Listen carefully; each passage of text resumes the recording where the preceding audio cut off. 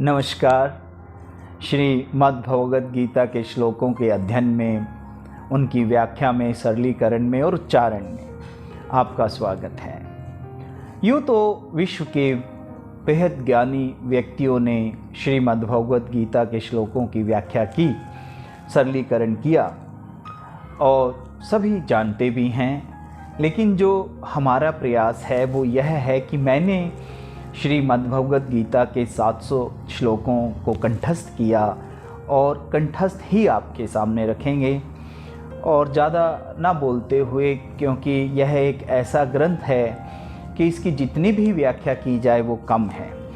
क्योंकि समाज में जो गतिविधियां चल रही हैं, हमारे समाज में हर व्यक्ति किसी न किसी परेशानी से परेशान है और उन सब का समाधान इस ग्रंथ में ज़रूर है। इसे केवल धार्मिक ग्रंथ ना मानें, इसे एक मार्गदर्शक के रूप में समझें, एक काउंसलर के रूप में समझें तो बेहद सरल रहेगा सभी के लिए। तो चलिए शुरू करते हैं पहले श्लोक के साथ। धृतराष्ट्रवाच। धर्म क्षेत्रे कुरुक्षेत्रे संवेतायुयुत्सवा माम का पांडवश्च किम अकुर्वते संजय। कि हे संजय, धृतराष्ट्र बोलते हैं कि हे संजय, मेरे पुत्र और पांडवों के दोनों धर्म क्षेत्र कुरुक्षेत्र में जो युद्ध का मैदान है एकत्रित हो चुके हैं और युद्ध के लिए तैयार हैं, वो क्या कर रहे हैं। तो संजय बोलते हैं, दृष्ट्वा तु पांडवानिकं व्यूढं दुर्योधनस्तदा आचार्यमुपसंहयं राजा वचन अब्रवीत्। संजय दुर्योधन को राजा कहकर संबोधित करते हैं। चूँकि वो राजकुमार हैं, राजा तो धृतराष्ट्र हैं, लेकिन धृतराष्ट्र केवल नाम मात्र के ही राजा हैं। सभी निर्णय दुर्योधन लेते हैं और युद्ध का निर्णय भी दुर्योधन का ही रहा है। पश्यतां पांडुपुत्रेण आचार्य महत्तिं च मूं व्यूढां द्रुपदपुत्रेण तव शिष्येण धीमता। पांडु पुत्रों की व्यूह रचना को देखते हुए दुर्योधन आचार्य द्रोणाचार्य से बोलते हैं, अत्र शूरा महेश्वासा भीमा अर्जुन समायुद्धि युयुधानो विराटश्च द्रुपदश्च महारथ। बड़े बड़े महारथी भीम अर्जुन समान जो शूरवीर हैं इस युद्ध के मैदान में इकट्ठे हो गए हैं और हमारे विरुद्ध लड़ाई लड़ने के लिए, युद्ध लड़ने के लिए तैयार हैं। अब कौन कौन से महारथी हैं उनका नाम लेते हैं दुर्योधन। दृष्टिकेतुश्च चेकितान काशीराजस्व वीर्यवान पुरुजित कुंती भोजश्च शब्यश्च नरपुंगवा। जो शब्द हैं नर जाति में, पूरे संपूर्ण जाति में, मानव जाति में संपूर्ण व्यक्ति के नाम से जाने जाते हैं। काशीराज जैसे वीर्यवान लोग पांडवों की ओर से हमारे विरुद्ध लड़ रहे हैं, ऐसा दुर्योधन आचार्य द्रोणाचार्य जी से कहते हैं। तो किस तरह के लोग आ गए हैं, उनके सभी के नाम लेते हैं। अब अगला नाम लेते हैं दुर्योधन। युधमन्यु विक्रांत उत्तमोजस्व वीर्यवान सौभद्रो द्रौपदश्च सरव एव महारथ।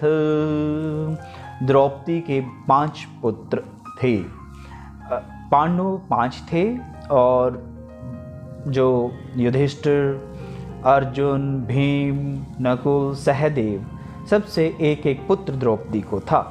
तो वो भी यहाँ पर हैं, और उत्तम मोज जैसे वीर्यवान लोग भी इस युद्ध में खड़े हैं और लड़ाई लड़ रहे हैं। अब दुर्योधन जो है शंकालु हो गया है, शंका उसको घेर चुकी है। इस शंका को जैसे एक शूरवीर और पराक्रमी व्यक्ति की पहचान होती है, जब भी कोई मुश्किल आती है तो वो अपने गुणों की ओर देखता है कि मेरे पास क्या है। इसी तरह से दुर्योधन भी अपने गुणों की तरफ देख रहा है और वो कहता है कि चलिए, ये बात सही है कि पांडवों की ओर बहुत बड़े बड़े शूरवीर हैं, लेकिन हमारी तरफ भी हे द्रोणाचार्य कम लोग नहीं हैं। क्या कहते हैं? अस्माकं तु विशिष्टा, अस्माकं तु विशिष्टा तानि बोध द्विज उत्तमा नायकामं सन्न्यासे संज्ञातां ब्रीवीते।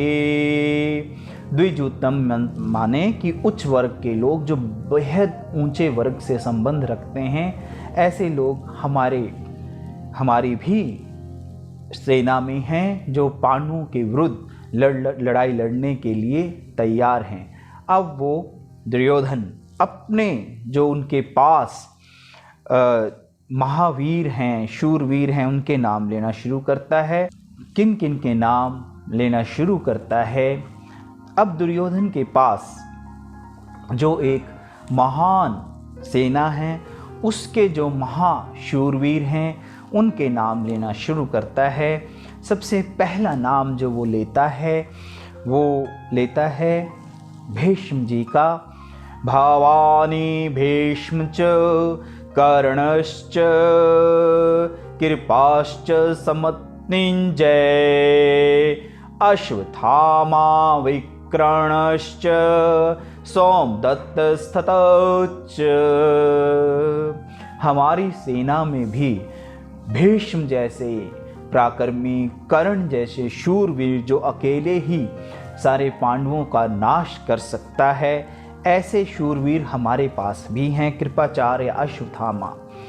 शास्त्रों के अनुसार 8 लोग ही चिरंजीवी हैं, अमर हैं। उनमें से कृपाचार्य, अश्वत्थामा, परशुराम, हनुमान समेत कुल 8 लोग ऐसे माना जाता है। और फिर अगला श्लोक क्या कहते हैं कि मेरे लिए ये सब लोग अपनी जान देने के लिए तत्पर हैं।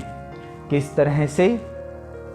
अन्ये च बहुशूरा मदर्थे त्यक जीविता नैन शस्त्र पर हारणे सर्वे युद्ध विशारदा। इतने महान लोग जो मेरे कहने से अपने जीवन लीला समाप्त करने के लिए तैयार हैं, वो लोग यहाँ एकत्रित हो चुके हैं और वो अलग अलग युद्ध कलाओं में निपुण हैं। नाना शस्त्र प्रहारणे, अलग अलग युद्ध कलाओं में संपूर्ण हैं। जो 10वां श्लोक है वो क्या कहते हैं? उनका मन में शंका तो है कि हमारे जो सेनाएं हैं वो अपर्याप्त हैं, लेकिन घमंड भी है कि वो पर्याप्त भी है, उनसे किसी तरह से कम नहीं है।